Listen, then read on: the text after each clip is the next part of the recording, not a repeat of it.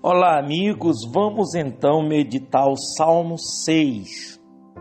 Nesse Salmo 6 revela algumas situações difíceis que Davi passou, que talvez você jamais imaginou que isso aconteceu. Então vamos à meditação. Enquanto você medita comigo, dá para você já dar uma clicada aí no joinha e também se inscrever quem ainda não é inscrito. Vamos lá então? Salmo 6 diz assim: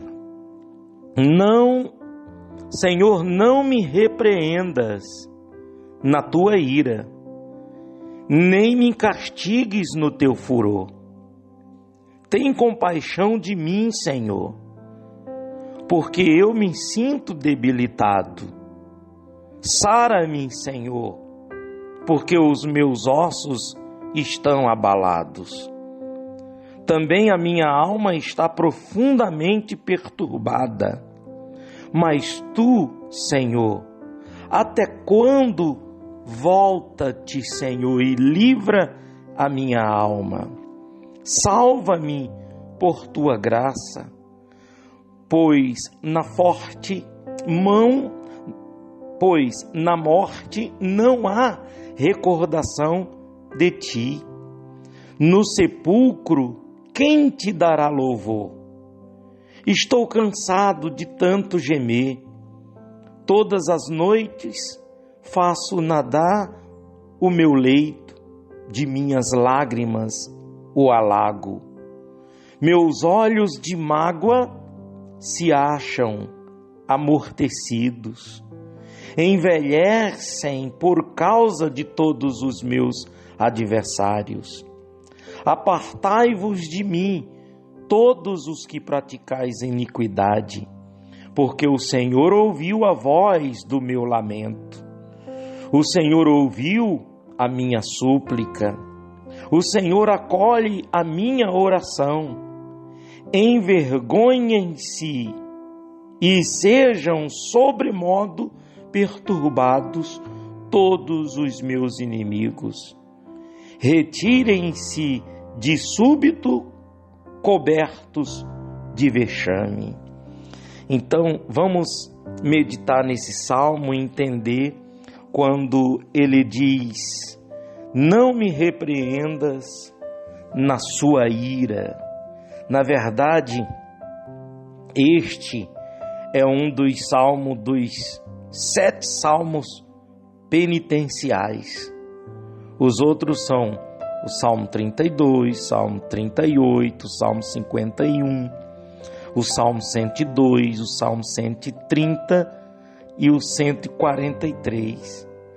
A situação do Salmo 6 é que Davi tinha passado por uma doença que quase lhe fora fatal, quase ele foi à morte.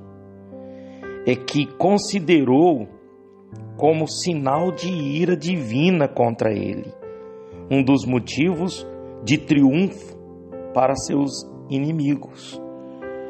Os seus inimigos queriam mesmo ver a morte de Davi, que ele tinha muitos inimigos. E aqui desse versículo 1 e 3, Davi pede misericórdia ao invés da ira da parte de Deus. Não se estriba na sua bondade, mas no amor de Deus. Seu senso de culpa era tão grande que seu corpo tremia, abalando os ossos. É essa profunda convicção que leva ao verdadeiro arrependimento, a confissão e então a purificação que Deus concede. Então, nesse versículo 1, 2 e 3, a gente vê aqui Davi se voltando completamente para Deus. Aqui no versículo 4, quando Davi pede para Deus se voltar para ele, para sua alma, Davi deseja a vida e não a morte, deseja a plenitude de vida, livre do medo e da fraqueza e do pecado. Então, a gente vê que ele chega a ficar cansado. Versículo 6, estou cansado de tanto gemer, todas as noites faço nadar no meu leito de minhas lágrimas o alago. Quer dizer, Davi estava realmente num momento difícil. E quando ele cita aqui o sepulcro, né? Que no sepulcro, quem te dará louvor, né? Parece que a ideia das palavras desse versículo é que somente os vivos podem prestar culto público a Deus e servi-lo na terra perante os homens. Realmente, quem desce o sepulcro já não pode mais louvar a Deus, buscar a Deus.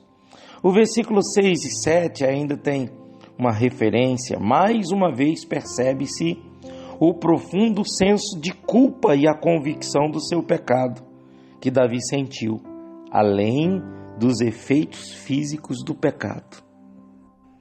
Aqui o versículo 8, 9, 10, a gente percebe que o justo ele pode enfrentar seus inimigos com certeza de que Deus já ouviu suas orações e as atendeu.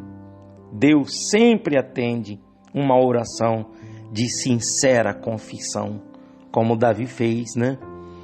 E aqui quando ele diz, apartai-vos de mim todos os que praticais a iniquidade, porque o Senhor ouviu o meu lamento, a minha oração, o Senhor ouviu a minha súplica.